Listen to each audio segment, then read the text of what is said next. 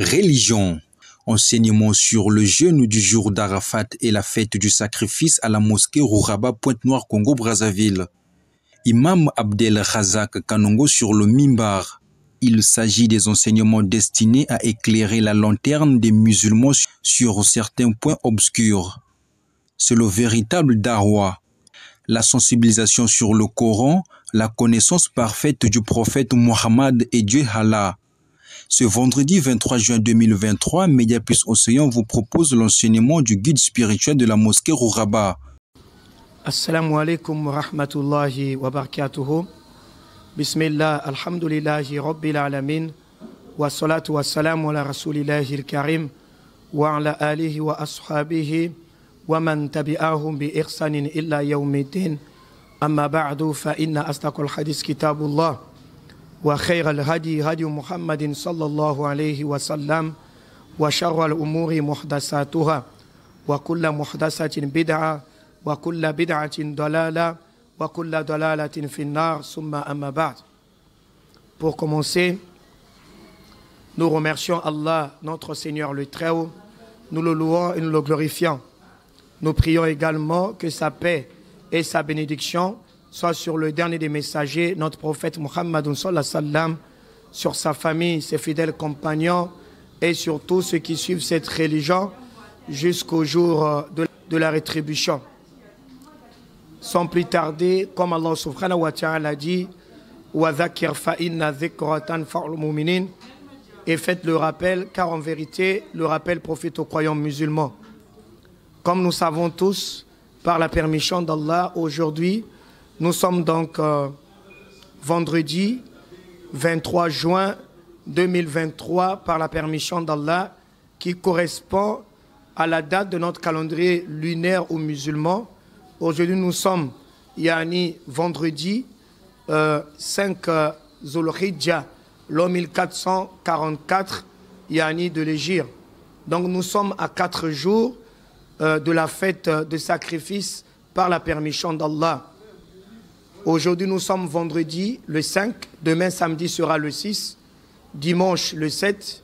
Lundi sera donc le 8, Zulhijja, qui est le 12e mois de notre calendrier lunaire aux musulmans, parmi les 4 mois sacrés, et plus précisément, le 2e mois sacré. Donc, le jeûne du jour de Arafat interviendra donc le mardi. Mardi sera donc le 9 Zulhijja, par la permission d'Allah. Et tous les musulmans du monde entier, que ce soit ici en Afrique, en Amérique, en Asie et en Europe, attendent cette journée, ce grand jour où tous les pèlerins qui se sont retrouvés à la Terre Sainte, à la Mecque en Arabie Saoudite, ils vont donc descendre à Madina, à Médine, où ils iront donc à Mina, vers la montagne Arafat, pour adorer notre Seigneur Tabarak wa Ta'ala, et nous pour être associés à eux, raison pour laquelle les ulama disent Rasul sallam nous a donc enseigné de jeûner. Et comme cela a été rapporté dans la 10, rapporté par Imam Muslim, selon l'apôtre Abi Qatada radiallahu anhu, qui a dit Qala Rasulullah sallam, qu'en vérité le prophète Muhammad sallam su'ila Rasulullah sallam ani som yawmi Arafah. Le prophète Muhammad sallam a été interrogé au sujet du jeûne du jour de Arafat. Quelle est la récompense qui attend celui ou celle, ceux qui vont donc jeûner ce jour? Rasulullah sallam a dit yukaffiru asanat al-madiya wal baqiya. Allah donc va pardonner les péchés de ses serviteurs de l'année passée et l'année à venir. Ici, je m'exhorte moi-même ainsi que tous mes frères musulmans et toutes mes sœurs à ne pas laisser cette occasion, ne pas abandonner cette occasion, ne pas délaisser cette occasion, parce que bien qu'à la base c'est un jeûne surrogatoire, un jeûne non obligatoire, un jeûne bénévole, c'est méritoire. Si vous le faites, vous serez récompensé par Allah. Vous ne le faites pas, vous ne serez pas autant puni, châtié par Allah, mais vous perdez une grande récompense.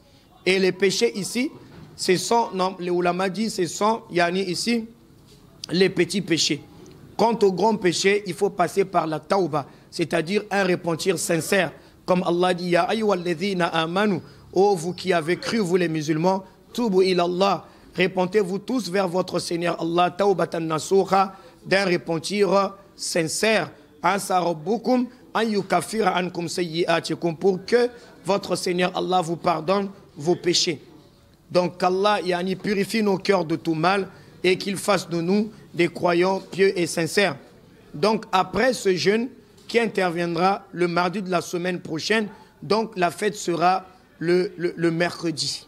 Le mercredi sera donc le 10 Zulhijja. Le 10 Zulhijja qui correspond au 28 juin, bi'iznillah. Nous allons célébrer la fête de sacrifice, car dans l'islam, nous n'avons que 3 fêtes. Parmi les fêtes, il y a la fête du jour de vendredi, qui est une fête hebdomadaire. Nous avons la fête de la rupture du jeûne, qu'on appelle Eid al-Fitr. Et nous avons la fête de sacrifice, qui remonte à la tradition de notre père Ibrahim, que nous appelons en français Abraham, sur lui la paix de Dieu. Il avait 2 épouses. Sa première épouse, Sarah, sur elle la paix de Dieu. Et sa deuxième épouse, Agar, que nous appelons Hajara, sur elle également la paix de Dieu. Donc avec sa deuxième épouse, Allah va lui donner son premier fils Ismaïl, qui signifie, la signification de ce nom, Dieu a exaucé ma prière. Donc après quelque temps, Allah va donc le recommander de faire quoi? De sacrifier, sinon d'immoler ici, de donner en sacrifice son premier fils Ismaïl. Et lorsque il a voulu donc exécuter l'ordre de son Seigneur, voilà comment Allah va lui interdire. Allah va l'interdire de ne pas immoler, de ne pas sacrifier son enfant Ismaïl, et Allah va faire descendre, venant du ciel, Allah va faire descendre du ciel un bélier, un animal, une bête, pour sacrifier à la place de cet enfant. Allah va l'appeler au Abraham, ne le fais pas, prends ce bélier et sacrifie ce bélier à la place de ton enfant Ismaïl. Voilà pourquoi les musulmans suivent cette tradition, cette coutume, cet enseignement venant de la part de notre Seigneur Allah concernant l'histoire du prophète Ibrahim alayhi salam, avec sa deuxième femme qui est Hajara, et aussi son premier fils Ismaïl, par la permission d'Allah. Et les fêtes chez nous dans l'islam, ce sont des adorations, raison pour laquelle nos fêtes sont toujours liées aux adorations. La journée du vendredi, c'est une journée qui est considérée dans l'islam comme étant une fête, mais c'est rattaché toujours à une grande adoration. La fête de la rupture du jeûne du mois de Ramadan également est une adoration, parce que cette fête, elle est rattachée à une grande adoration qui est le jeûne pendant 29 ou 30 jours.